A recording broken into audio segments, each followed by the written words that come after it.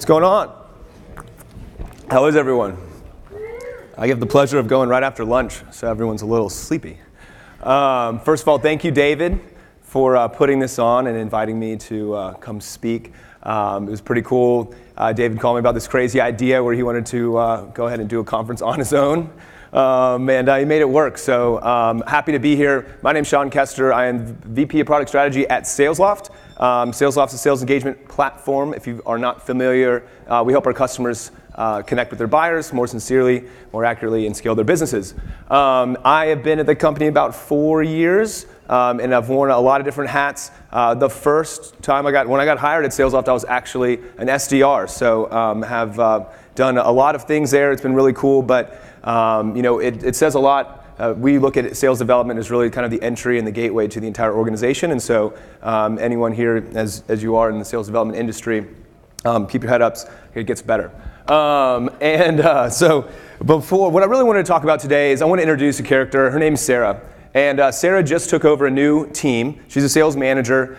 She's been around the block a few times, and so she understands things like you have to have people process before you put in technology. But she has a big team, and they have some challenges. So this is Sarah's team. Sarah's team has a lot of things. They're all doing something differently, right? So the company's having a lot of success, but they are all using different tools, they're doing different processes, and there's no way to really measure what's working and what's not. When you think about the life of a sales rep, they're empowered with data. There's tons of data available, things like LinkedIn and Twitter. They have insights into what's going on in the marketplace and their buyers, and they're overwhelmed by tools. There is a new sales tool that pops up every single day. Now, it's a common problem. Topo research says that the highest performing teams have 5 to 8 different technologies in their sales stack. So a rep comes in and they have 5 to 8 different applications that they have to manage on a daily basis in order to be successful. But what they found out also was that ease of use ranks higher than just net ROI in the criteria for selecting new technologies. Think about that for a second. So ease of use and tech integration. So it has to be easy to use so people adopt it, and it has to integrate into the rest of the system so they're not all siloed separately apart. So what did Sarah want to achieve with this new team? Well, first, she wanted to focus on sincerity and scale. Now, let's break this down a little bit. You'll hear from a lot of companies about scale, right? You can automate this, you can use AI to do that. It's process-oriented, it's repeatable, it's steeped in math and science, which is all great. But when you do that, you end up just like a robot. And a lot of people, I'm sure, have been on teams where they may be spam blasting people, you may be cold calling down a list, and you're just kind of doing this asynchronous outbound activities that really don't resonate with the buyer, and so you have to go just net new activities. Then you have the sincere side of it, which is time-consuming, but when done right, it's empathetic, it's connected, it's informative, it's human, it's customer-centric. And so what she was trying to do is put two things together, the head and the heart, the science and the scale, the process, but also the humanity side of it. And if you look on this graph here, you'll see that we have really two, an X and a Y axis, sincerity and scale. And the goal is to be in the top right quadrant. Top left, you're fired, right? You have no science behind it, and you have no sincerity. And so you're really just you're not even automating. You're just kind of going one-to-one without any sincerity. You lost your job. If you're on the high science side, so you're starting to automate all these different processes, and there's no sincerity, well, then you're just a robot, and you can't stand out between the noise. If you're really friendly and you have really good sincerity, but you can't do very many of them, you spend an hour writing one email, which is great. It'll resonate, but you won't have the scale you need in order to grow that team. And so really what you want is high sincerity and high science, which becomes a superhero. And so a couple people talked earlier today about taking that Ironman approach. So man plus machine or woman plus machine, and be able to incorporate technology plus the human side of selling. So how did she do it? Well, she wanted to focus on 3 different things in order to implement better tooling, better process for her people. The first one's focus. So she knows that teams using technologies to make their reps more efficient, they have unique characteristics, is that they minimize distractions. They don't just add another tool because they were sold on the fact that this can increase their revenue by X or Y%. They know that it has to be fluid in that process and minimize those distractions. The second is they has to streamline that workflow. So, I mean, the most important thing here is that you have to get people to even use it in the first place. Integration and actually the effective training of those technologies in order for them to use it and streamline in that workflow. It has to live where they work. And then the third thing is adoption. She knows that even the best technologies in the world, if unadopted, are useless. As a good friend of mine, Doug Landis, has said before, adoption is the new ROI. And you have to think about that.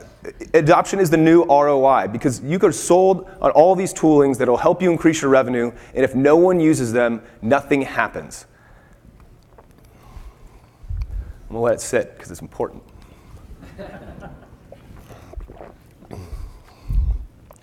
Cool. So when we talk about sales technologies, we're going to dive into a little bit of the sales stack and how she went about kind of reconfiguring these things to solve these problems and bring her team sincerity and scale.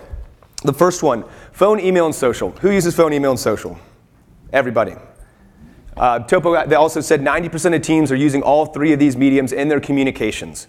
So phone, email, and social. These are table stakes. Now, in the past years, we've seen the evolution of technologies, us being one of them, so I'm not going to spend a ton of time on this, that combine these things into a workflow application. And so you're really just hitting the edge of what's possible and the fact that you're combining these different mediums into one workflow that they can execute on. And so you've got sales email, sales dialer, and social, all brought into one screen, all into one workflow, but then you have all these extra tools that you use. Things like data and insights and content and video. And where do these all fit in that ecosystem, and how do you streamline those processes?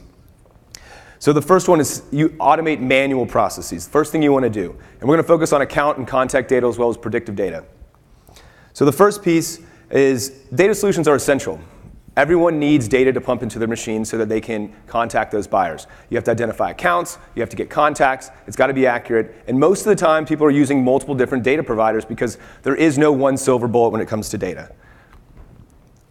So what Sarah did is she identified that yes, we do use multiple data sources. I don't need my SDRs in there every single day to prospect new lists of leads. First of all, they have an account-based strategy, or at least they are account-focused in the fact that marketing and programs are already deciding which accounts are best based on their ICP, and then using those tools to automate it behind the process and put it in front of the reps without them having to spend half their day prospecting. And so she deployed a centrally managed data input system, partnering with sales ops marketing and marketing programs in order to have the assignment, the coordination, and the importing of those leads and contacts and accounts directly into their systems without them having to go in there every single day. And this saves them a ton of time. And quite frankly, not enough teams do it. I mean, it's been a struggle for us to do it as well because reps still need to fill those gaps with their own prospecting. It shouldn't just be their major focus of the day. You need them to be at least 70% of their time focusing on speaking with the customer and 30% of the time doing some of those non-revenue generating activities. Second piece, streamlining workflow. We've got video, we've got direct mail, you've got insights, you've got content, you've got other coordination efforts going on. These have to be built into the platform in which they're living with every single day. You try to bring them out of one system into another, you've got multiple tabs, you've got multiple different pages and windows that are open. And so when you think about insights, Sarah knew that the best way to be empathetic with her buyers and personalized communications is to have those insights. But what good are those insights if you're constantly going back and forth, opening up LinkedIn, going into Twitter, going on to Facebook, or whatever other place that you're looking for those insights, and then copying, pasting, and putting them back into an email? And so she leverages the technology vendors that can integrate with her system in order to have those right at their fingertips. And most likely at the edge of their call workflow or their email workflow, because those things are what's going to end up resonating with those buyers. She looked at content and video. As the team grew, she hired a sales enablement team in order to build content for her team. More sales enablement teams are focusing on the SDR side of it, not just the AE part. When you look at the entire buyer journey, most of the time that reps are spending is trying to get them to convert just to that first opportunity or to that first meeting. And so she has a team that's dedicated to putting those things right within their email workflow, within their call workflow to give those insights. So her reps are now empowered. A third thing, direct mail. Direct mail is coming back, and they're partnering with marketing in order to do so. Is Matt Amston in the room? You still take meetings for cupcakes? Still do. That's right. So it's on his LinkedIn profile. And if anyone did any sort of social prospecting of him, they'd identify that and send him some cupcakes. How many sets of cupcakes have you had? About a dozen a week. Dozen a week? Wow. All right. It works. And so direct mail, it should be included in that workflow. And that helps marketing put air cover onto those accounts as well, for those account-based strategies. Coordination. Everyone, who here uses Slack? I guess better question, who doesn't use Slack? Doug. Okay, figures. And so Slack, and Slack's great for getting notifications of certain workflow triggers that may happen outside of just email opens and clicks. There may be certain things that trigger you to do or kick off other activities. And it's great to be centrally managed, as well as have admins that can get oversight onto what's working and what's not. And then with scheduling, intelligent calendaring takes a lot of time. I can't tell you, I think we did a study in the past, but it's like 37 different clicks it takes to go back and forth with someone on time, figure out which the right time is, then go log into Salesforce, convert the opportunity, send them an invite, send them a reminder, do all those things. So try to automate those as much as possible and have it included in that workflow. So she made sure that all these were accessible at her reps' fingertips. And it's so important to make sure that they have the same flow of work throughout their day, and they have one place to centrally manage all these things. So finally, always be improving. How often do people do coaching sessions in here? Be honest. I said how often, not how many. That's a bad question. How many of you do coaching sessions proactively? How many do live coaching sessions when people are on the phone? Okay, that's cool. Not as many as that do some of the post-call coaching or post-workflow coaching. So once you have all these systems talking to each other, which is the most important part, they have to be talking to each other, then you're able to grab some of these insights in what we call a single pane of glass. And that single pane of glass will combine all of the activities that are happening, but unless you have a way to suck those out and analyze them proactively and reactively, then you won't be able to benefit your team. And so Sarah coaches on a methodology. She goes better, better, never best. I stole this from one of our AEs. And really what it means is that you can always be improving. You're never going to be the best. And in order to do that, you have to understand what worked and what didn't work. And so she uses one of the different providers in order to, one, analyze what happened, either in real time or post, analyze whether keywords are pulled out, integrates directly with her platform, so there's no coaching moment ever missed. And I think what's one of the toughest things, and I had this happen to me when I led the SDR team, we had a rep, his name was Chris Smith. He's still an AE at SalesLoft now, and he was the best one. He would set more meetings than anyone else. Say that again? Chris is awesome. I'll tell him that.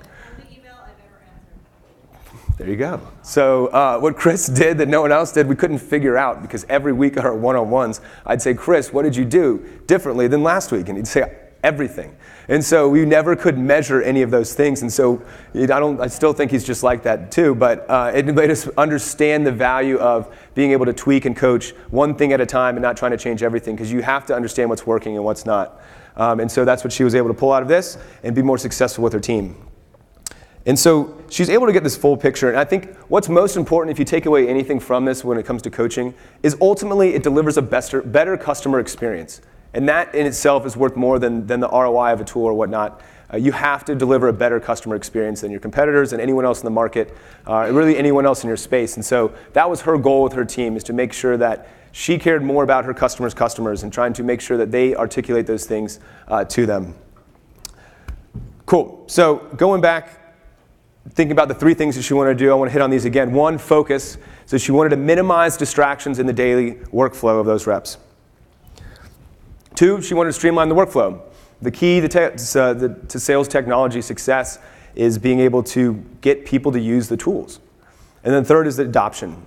And adoption is the new ROI, and being able to get them to use the tools, use them effectively, and get them bought into the mission that you're trying to achieve is critical to success.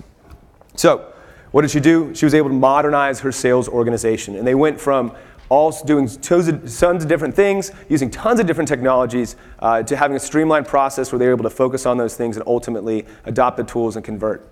Cool. So I know I went fast, but I did that on purpose because I wanted to see if there's any questions. Yes, sir. What was it about Chris's email that made you? Glad I brought up Chris.